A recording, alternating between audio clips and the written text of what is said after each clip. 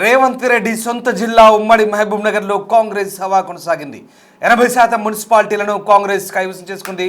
జిల్లాలోని 18 మున్సిపాలిటీల్లో 13 చోట్ల కాంగ్రెస్ జయకేతనం ఎగురవేసింది. మరో 3 చోట్ల హంగ్ ఏర్పడింది. ఒక్క మున్సిపాలిటీకే బీఆర్ఎస్ పరిమితమైంది. మరో చోట ఆల్ ఇండియా ఫార్వర్డ్ బ్లాక్ గెలుపొందింది. కొడంగల్లో కాంగ్రెస్కు 90% వార్డులు వచ్చాయి. మహబూబ్ నగర్ కార్పొరేషన్లోనూ కాంగ్రెస్ హవా కొనసాగుతోంది. కాంగ్రెస్ పార్టీ అభ్యర్థులు ముందంజలో ఉన్నారు. ఇంకా కౌంటింగ్ కొనసాగుతున్న పరిస్థితి. ముఖ్యమంత్రి సొంత జిల్లాలో కాంగ్రెస్ పార్టీ హవా స్పష్టంగా కనిపిస్తోంది. ఇక ఈ నేపథ్యంలో ప్రస్తుతం ఒక్క చోట మాత్రం ఫార్వర్డ్ బ్లాక్ అభ్యర్థులు గెలిచారు. అలాగే మరొక 2-3 చోట్ల ఇంకా హంగ్ కనబడుతోంది. ఈ హంగ్ బహుశా ఎటువైపు మొగ్గు చూపుతుంది, చివరి ఫలితాల వరకు ఎట్లాంటి తుది ఫలితాలు ఉంటాయని మాత్రం ఇంకా ఆసక్తికరంగా మారబోతోంది. సో మున్సిపల్ ఎన్నికల ఫలితాలు ఓట్ల లెక్కింపు దాదాపు పూర్తి కావచ్చింది. ముఖ్యమంత్రి సొంత జిల్లా మహబూబ్ నగర్లో మాత్రం కాంగ్రెస్ పార్టీ ఒక రకంగా హవా కొనసాగిస్తున్న పరిస్థితి కనబడుతుంది. ఇక ఆల్ ఇండియా ఫార్వర్డ్ బ్లాక్ గెలుపొందడం ఈ ఎన్నికల్లో ఒక కొసమెరుపుగా చెప్పవచ్చు. All India Forward Bloc B ఫామ్స్పై పోటీ చేసిన కొంతమంది ఈ ఎన్నికల్లో గెలుపొందే ఏకంగా ఒక మున్సిపాలిటీనే కైవసం చేసుకున్న పరిస్థితి కనబడతా ఉంది. మరోవైపు కొడంగల్ ముఖ్యమంత్రి సొంత నియోజకవర్గం కొడంగల్లో 90% వార్డు కాంగ్రెస్కే లీడ్ ఇచ్చాయి, కాంగ్రెసే దక్కించుకుంది. ఇక మరోవైపు కౌంటింగ్ ఇంకా తుది దశకు చేరుకుంది. ప్రస్తుతం కౌంటింగ్ ప్రక్రియ సంబంధించి అధికారులు అయితే కన్క్లూజన్కి వచ్చారు దాదాపుగా. రైట్, ఒక్కసారి మహబూబ్ నగర్ జిల్లాలో ఉన్నటువంటి ఆ సిచ్యువేషన్ చూద్దాం.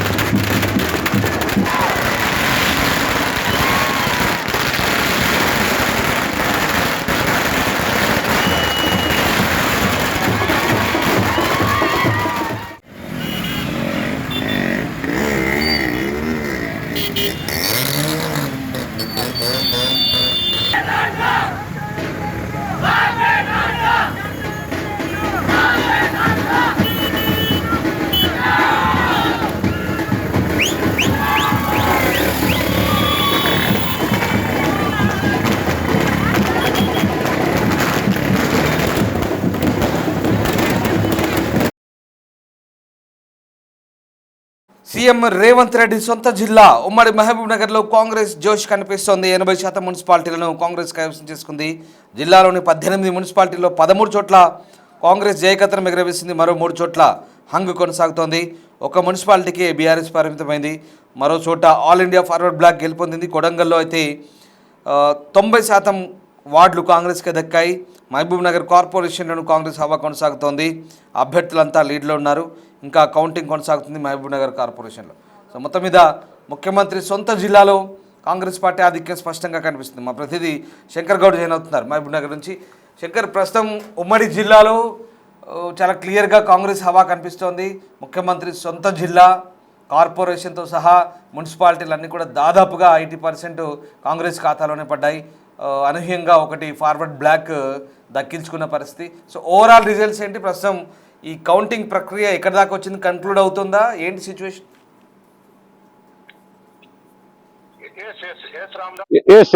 రామ్దాస్, ఇప్పటికే ఉమ్మడి పాలమూరు జిల్లా వ్యాప్తంగా 18 మున్సిపాలిటీలు, అదేవిధంగా ఒక కార్పొరేషన్ కు సంబంధించినటువంటి ఎన్నికలు అనంతరం దాని తర్వాత కౌంటింగ్ ప్రక్రియతో పాటు పూర్తిగా కంప్లీట్ కావచ్చింది. మొత్తంగా మహబూబ్ నగర్ కార్పొరేషన్ మినహాయిస్తే మిగతా 18 మున్సిపాలిటీల్లో 13 కాంగ్రెస్ కైవసం చేసుకుని పూర్తిగా తన హవా కొనసాగిస్తున్నటువంటి పరిస్థితి ఉమ్మడి పాలమూరు జిల్లాలో కనపడుతుంది.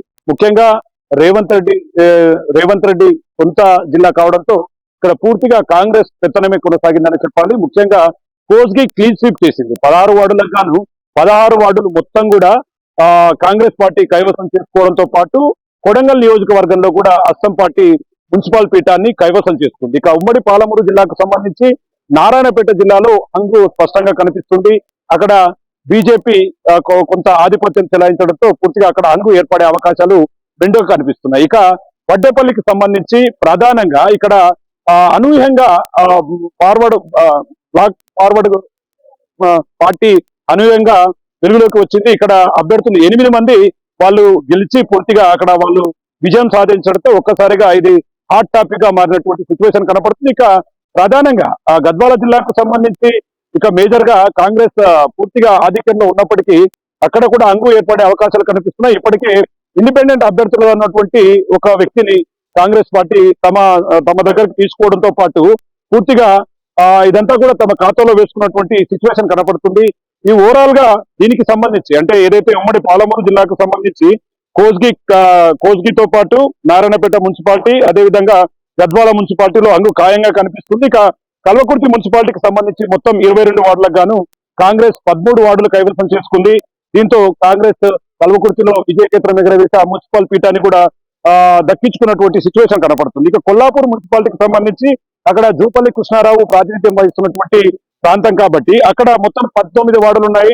19 వార్డులకు గాను మొత్తం 16 వార్డులు కూడా కాంగ్రెస్ తన ఖాతాలో వేసుకుని అక్కడ కూడా మున్సిపల్ పీఠాన్ని కైవసం చేసుకున్నటువంటి సిచ్యువేషన్. ఇక నాగర్ కర్నూలు జిల్లాలో ఉన్నటువంటి నాగర్ కర్నూలు మున్సిపాలిటీకి సంబంధించి మొత్తం కూడా 24 వార్డులు ఉన్నాయి. అక్కడ మొత్తం 18 వార్డులను కాంగ్రెస్ కైవసం చేసుకుంది. బీఆర్ఎస్ పార్టీ 6 స్థానాలకు మాత్రం పరిమితమైనటువంటి సిచ్యువేషన్ నాగర్ కర్నూలు మున్సిపాలిటీలో కనిపిస్తుంది. ఇక వనపర్తి మున్సిపాలిటీకి సంబంధించి మొత్తం మున్సిపాలిటీలో 33 పంచాయతీ ఎన్నికల్లో కాస్త గందరగోళ వాతావరణం ఇదంతా కూడా ఉన్నట్టు కనిపించింది. కానీ ఈ మున్సిపాలిటీలో మాత్రం అక్కడ అలాంటిది ఏం లేదు. అందరూ ఏకతాటిపై పనిచేశారు. కాంగ్రెస్ కు సంబంధించి 30 వార్డులకు గాను 21 వార్డులను కాంగ్రెస్ తన ఖాతాలో వేసుకుంది. బీఆర్ఎస్ పార్టీ 7 వార్డులకు పరిమితమైంది. అక్కడ బీజేపీ పార్టీ కూడా 2 స్థానాలను కైవసం చేసుకుని తను కూడా పోటీలో ఉన్నట్టుగా కూడా నిరూపించుకున్నటువంటి సిచ్యువేషన్. ఇక అమర్చింత మున్సిపాలిటీకి సంబంధించి మొత్తం 10 వార్డులు ఉన్నాయి. దాంట్లో కాంగ్రెస్ 3, బీఆర్ఎస్ 3, బీజేపీ 3. అంటే ఇక్కడ టోటల్ గా అంగు దీనికి సంబంధించి ఎవరికి ఆధిక్యం పెద్దగా కనపడలేదు. కాబట్టి అది ఎవరికి వెళ్తుంది అంటే సిపిఐ పార్టీకి సంబంధించినటువంటి వ్యక్తి కూడా ఉన్నాడు కాబట్టి అది కాంగ్రెస్ సపోర్ట్ గా ఉంటుందా లేదనేది మాత్రం వేచి చూడాల్సినటువంటి సిచ్యువేషన్ అయితే కనపడుతుంది. ఇక ఐజా మున్సిపాలిటీకి సంబంధించి మొత్తం 20 వార్డులు ఉన్నాయి. ఇక్కడ మాత్రం కాంగ్రెస్ 7 వార్డులు కైవసం చేసుకోగా బీఆర్ఎస్ ఆధిక్యంలో ఉంది. అంటే 13 వార్డులతో బీఆర్ఎస్ ఇక్కడ మున్సిపల్ పీఠాన్ని కైవసం చేసుకున్నటువంటి సిచ్యువేషన్. మొత్తంగా ఐజాలో బీఆర్ఎస్ తన సత్తా చాటింది. కాంగ్రెస్ ను వెనకంజలో వేసి కాంగ్రెస్ తో పాటు బీఆర్ఎస్ ఆధిక్యంలో నిలచడంతో పాటు 13 వార్డులను తన ఖాతాలో వేసుకున్నటువంటి సిచ్యువేషన్ ఐజా మున్సిపాలిటీలో కనిపిస్తుంది. ఇక దీనికి సంబంధించి ఉమ్మడి పాలమూరు జిల్లాకు సంబంధించి 18 మున్సిపాలిటీల్లో 13 మున్సిపాలిటీలు కాంగ్రెస్ కైవసం చేసుకుని 90% మెజార్టీ అంటే మొత్తం కూడా కాంగ్రెస్ 90%, 80% పైగా మున్సిపల్ పీఠాలను కైవసం చేసుకున్నటువంటి సిచ్యువేషన్. ఇక దేవరకద్ర మున్సిపాలిటీ విషయానికి వస్తే మాత్రం మొత్తం వార్డులు అక్కడ 12 ఉన్నాయి. దాంట్లో 6 వార్డులు కాంగ్రెస్ కైవసం చేసుకోగా 4 వార్డులు బీఆర్ఎస్ కైవసం చేసుకుంది. దాంట్లో ఇండిపెండెంట్ 1, బీజేపీ 1 స్థానానికి పరిమితమైనటువంటి సిచ్యువేషన్ దేవరకద్ర మున్సిపాలిటీలో కనిపిస్తుంది. దీంతో పాటు భూత్పూర్ మున్సిపాలిటీలో కూడా ప్రధానమైనటువంటి దృష్టి సారించింది కాంగ్రెస్ పార్టీ. ఈ భూత్పూర్ మున్సిపాలిటీకి సంబంధించి మొత్తం 10 వార్డులు ఉన్నాయి. ఇక్కడ సేమ్ కాంగ్రెస్ పెత్తనం చెలాయించింది. మొత్తం 7 వార్డుల్లో కాంగ్రెస్ విజయకేతనం ఎగరవేయడంతో బీఆర్ఎస్ 1 స్థానానికి పరిమితమైంది. బీజేపీ 2 స్థానాలకు పరిమితమైనటువంటి సిచ్యువేషన్. ఇంకా దీంతో పాటు ఉమ్మడి పాలమూరు జిల్లాలో ఉన్నటువంటి రంగారెడ్డి జిల్లా షాద్నగర్ కు సంబంధించి అక్కడ కూడా పూర్తి స్థాయిలో కాంగ్రెస్ తన సత్తాను చాటిందని చెప్పవచ్చు. అక్కడ స్థానిక ఎమ్మెల్యే వీర్లపల్లి శంకర్ ఉన్నాడు. మొత్తంగా ఇక్కడ ఈ షాద్నగర్ కు సంబంధించి మొత్తం 28 వార్డులకు గాను 15 వార్డులు కాంగ్రెస్ కైవసం చేసుకుని మొత్తం ఆ మున్సిపల్ పీఠాన్ని దక్కించుకున్నటువంటి సిచ్యువేషన్ షాద్నగర్ లో కనపడుతుంది. ఇక మొత్తం 13 మున్సిపాలిటీలు కాంగ్రెస్ కైవసం చేసుకోగా 1 బీఆర్ఎస్ కైవసం చేసుకుంది. ఇక 3 చోట్ల అంగు పూర్తిగా కనిపిస్తుంది. మరి రేపటి వరకు రాజకీయ సమీకరణాలు ఏ విధంగా మారుతాయనేది మాత్రం వేచి చూడాల్సినటువంటి పరిస్థితి కనపడుతుంది. ఎంపీగా డీకే అరుణ ఉన్నారు, జాతీయ స్థాయిలో చాలా కీలకంగా పార్టీలో ఉన్నారు. కానీ ఇక్కడ స్థానిక ఎన్నికల్లో, మున్సిపాలిటీ ఎన్నికల్లో బీజేపీ ఎక్కడ పెద్దగా ప్రభావం చూపినట్టుగా లేదు. ఆమె సొంత ప్రాంతం గద్వాల్లో కూడా పెద్దగా అంతగా ఏం దీనికి సంబంధించిన హడావుడి కూడా ఎక్కడ కనబడట్లేదు. పైగా మహబూబ్ నగర్లో ఎంఐఎం కూడా ఒకటి బోని కొట్టినట్టుగా వార్తలు అందుతున్నాయి. సో ఓవరాల్గా బీజేపీ పాత్ర ఏంటి ఈ మున్సిపల్ ఎన్నికల ఫలితాల్లో? ఎక్కడైనా బీజేపీ ఉనికిని చాటుకుంటుందా? ఎస్ రాజేష్, ఎందుకంటే ఓవరాల్ గా మీరన్నట్టుగా పాలమూరు ఎంపీగా డీకే అరుణ ఉంది. బీజేపీ ఖచ్చితంగా మున్సిపల్ ఎన్నికల్లో సత్తా చాటుతుందని చెప్పి చాలా భావించారు. కానీ మొత్తం పరిణామాలన్నీ కూడా మారిపోయాయి. నారాయణపేటలో మినహాయిస్తే మిగతా అన్ని చోట్ల కూడా ఆ, డబుల్ డిజిట్ కు పరిమితమైనటువంటి సిచ్యువేషన్ కనపడుతుంది. ఒక గద్వాల జిల్లాకు సంబంధించి కొంత 7 స్థానాల్లో బీజేపీ కొంత ఆ, ముందుగా కనిపించింది. కొంత ఓటు బ్యాంకింగ్ మాత్రం పెంచుకోగలిగింది. దాంట్లో భాగంగానే మహబూబ్ నగర్ కార్పొరేషన్ కు సంబంధించి ఇప్పటికీ 33 వార్డులకు సంబంధించినటువంటి పూర్తిగా జరుగుతూ వస్తుంది. ఇప్పటికి 60 డివిజన్లు ఉన్నాయి మహబూబ్ నగర్ కు సంబంధించి. దాంట్లో మొత్తం ఇప్పటి వరకు 30 ఫలితాలు వచ్చాయి. దాంట్లో కాంగ్రెస్ 14, బీఆర్ఎస్ 9, బీజేపీ 4, ఎంఐఎం 1. మీరు అన్నట్టుగా ఎంఐఎం కూడా తన సత్తా చాటుతున్నటువంటి సిచ్యువేషన్ కనపడుతుంది. ఈ ఓవరాల్ ఎపిసోడ్ అంతా కూడా అంటే మున్సిపల్ ఎన్నికల నోటిఫికేషన్ నుండి చివరి వరకు కొన్ని చోట్ల కాంగ్రెస్ పార్టీలో అసంతృప్తవాదులు ఉన్నారు. వారికి టికెట్లు ఇవ్వకపోవడంతో వేరే పార్టీల వైపు చూస్తున్నారు. ఇవన్నీ కూడా ప్రచారాలు కొనసాగిస్తూ వచ్చారు. కానీ మొత్తంగా ప్రజలన్నీ భిన్నమైనటువంటి తీర్పుతో మొత్తంగా ఉమ్మడి పాలమూరు జిల్లా అంతా కూడా కాంగ్రెస్ కు పట్టం కట్టబెట్టినటువంటి సిచ్యువేషన్. ఇక మొత్తంగా 13 మున్సిపాలిటీలు అంటే దాదాపుగా 80% కాంగ్రెస్ తన సత్తా చాటిందని చెప్పాలి. మరి నారాయణపేటలో మినహాయిస్తే బీజేపీ మిగతా అన్ని చోట్ల కూడా డబుల్ డిజిట్ కే పరిమితమైనటువంటి శంకర్, ఇప్పుడు ఇక్కడ ఈ కనపడుతుంది. హంగు ఏవైతే వచ్చాయో ఎవరికి స్పష్టమైన మెజార్టీ రాని పరిస్థితిలో ఆయా మున్సిపాలిటీల్లో మరి బేరసారాలకు ఇప్పుడే పార్టీలు దిగుతున్నట్టుగా కనబడుతుంది. ప్రలోభాలకు తెరలేపినట్టుగా కనిపిస్తోంది. ఎట్టకేలకు మున్సిపల్ చైర్మన్, వైస్ చైర్మన్ దక్కించుకోవాలనే ఒకే ఒక్క టార్గెట్తో ఇవన్నీ కూడా ఇప్పటికే క్యాంపు రాజకీయాలు షురూ చేసినట్టుగా అర్థమవుతోంది. మీ జిల్లాలో పరిస్థితి ఏంటి? మరి ఆ హంగు వచ్చిన ప్లేస్లో ఎట్లాంటి హైడ్రామా కొనసాగుతోంది? ఎస్ రాజేష్, ప్రధానంగా ఇది గద్వాల జిల్లాలో కొట్టొచ్చినట్టుగా కనిపిస్తుంది. ఎందుకంటే గద్వాల జిల్లాకు సంబంధించి 16 స్థానాలను కాంగ్రెస్ కైవసం చేసుకుంది. మొత్తంగా 7 బీజేపీ, 11 బీఆర్ఎస్. ఇక్కడ ఒక 8వ వార్డుకు సంబంధించి కొంత ఫలితాలు తారుమారు కావడంతో కాంగ్రెస్ మళ్ళీ లీడ్ లోకి వెళ్ళింది. అంటే ఇదంతా కూడా దీనికి సంబంధించి ఇండిపెండెంట్ అభ్యర్థిని కాంగ్రెస్ కు సంబంధించినటువంటి నేతలు కూడా పూర్తిగా తాము క్యాంపు రాజకీయాలకు కూడా తెరలేపారు. ఎందుకంటే మాకు ఖచ్చితంగా ఒక అభ్యర్థితో అక్కడ లీడ్ సాధించాల్సి ఉంటుంది. అక్కడ ఇండిపెండెంట్ అభ్యర్థికి పూర్తి స్థాయిలో డిమాండ్ ఎక్కువగా, అంటే ఆయనకు సంబంధించి ఇప్పటికే అక్కడ ఉన్నటువంటి గెలిచిన వారందరినీ క్యాంపులకు తరలిస్తున్నారు. మొత్తంగా తమ పార్టీకి మద్దతు ఇవ్వాలని చెప్పి కూడా అక్కడ గెలిచినటువంటి ఇండిపెండెంట్ అభ్యర్థులను సైతం కూడా పూర్తిగా తమ వైపు తిప్పుకొని పూర్తిగా తమ పార్టీకి సంబంధించినటువంటి మున్సిపాలిటీలో బాగా వేయాలని స్పష్టంగా కనపడుతుంది.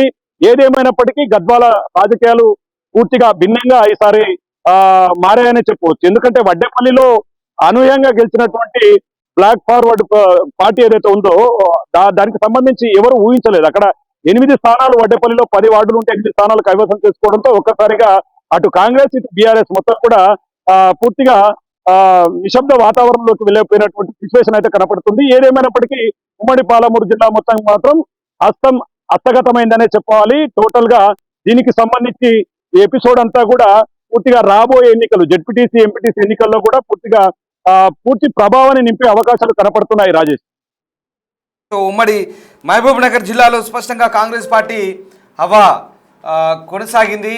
ముఖ్యమంత్రి సొంత జిల్లాలో ఉమ్మడి మహబూబ్ నగర్ జిల్లాలో పూర్తిగా కాంగ్రెస్ పార్టీ పట్టు నిలుపుకుంది.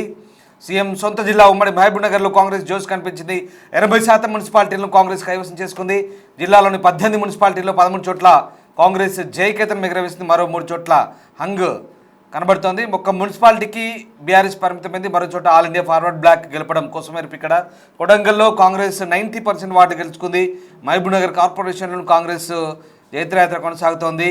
కాంగ్రెస్ పార్టీ అభ్యర్థులంతా కూడా లీడ్లో ఉన్నారు. ఇంకా పూర్తి స్పష్టత రావాల్సి ఉంది. సో మొత్తం మీద ముఖ్యమంత్రి సొంత జిల్లాలో కాంగ్రెస్ పార్టీ గట్టి పట్టి నిలుపుకుంది. ఉమ్మడి మహబూబ్ నగర్ జిల్లాలో కాంగ్రెస్ పార్టీ హవా కొనసాగుతోంది.